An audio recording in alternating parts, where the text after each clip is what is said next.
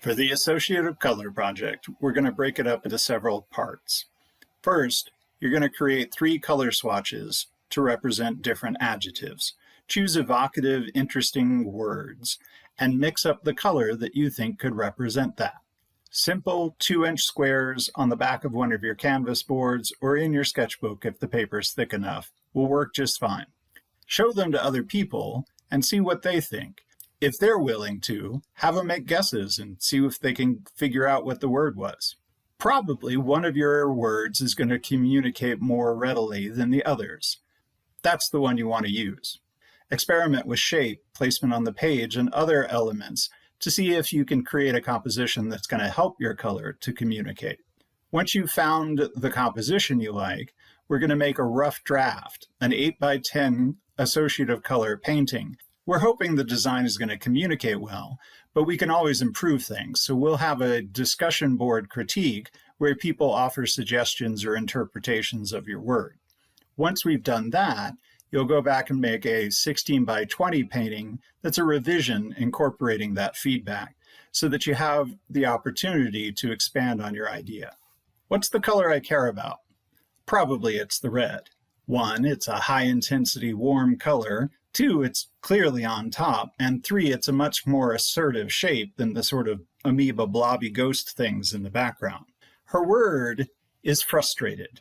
And one of the things that I really like about it is the way in which you can almost feel how it evolves over time.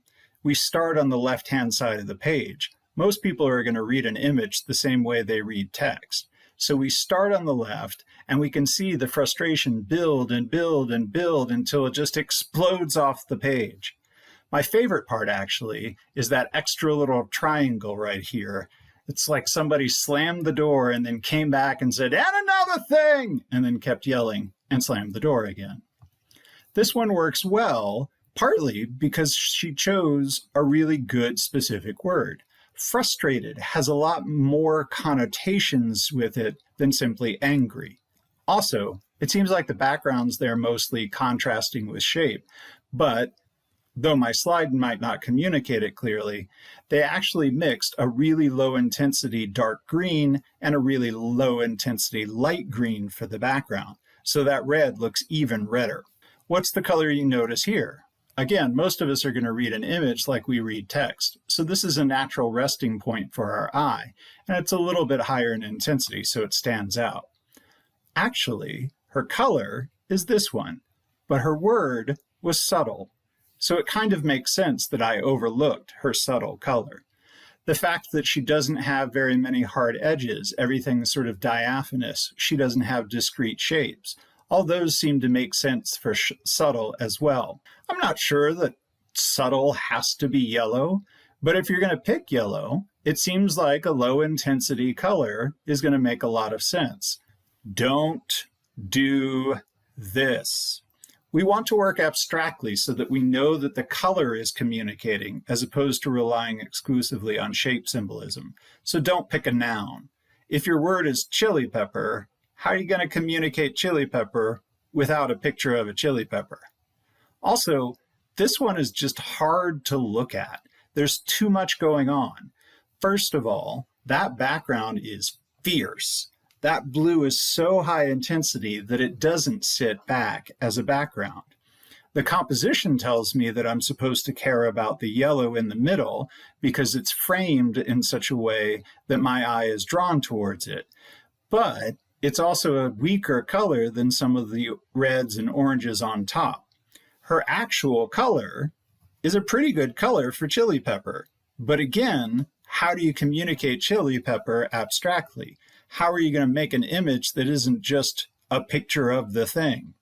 Choose an adjective and try to think about how you're going to communicate it through the color, through the shape, but not through symbolism.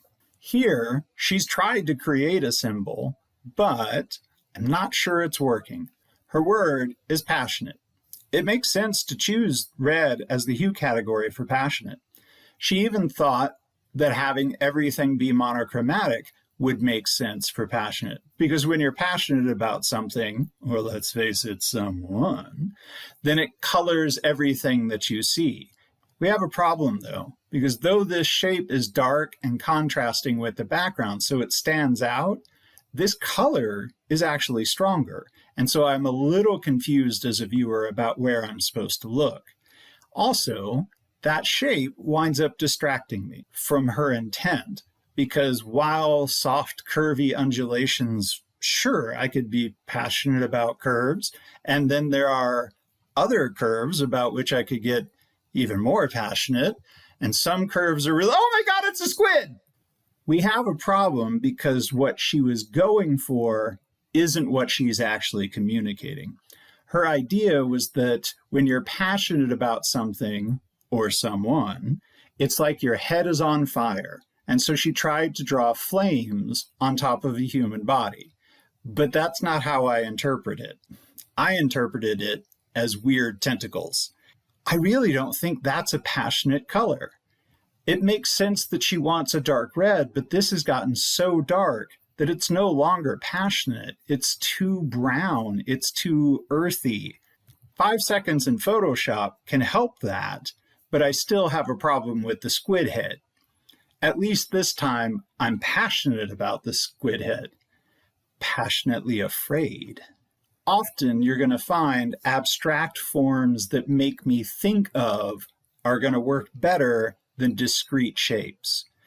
Just like we have associative color, we can have associative shape. For this image, which is sinister, it makes sense that we have these almost claw-like forms emerging out of the dark. Notice the way in which sinister as a word gives you a little bit more to play with than simply scary. Abstracting isn't that hard.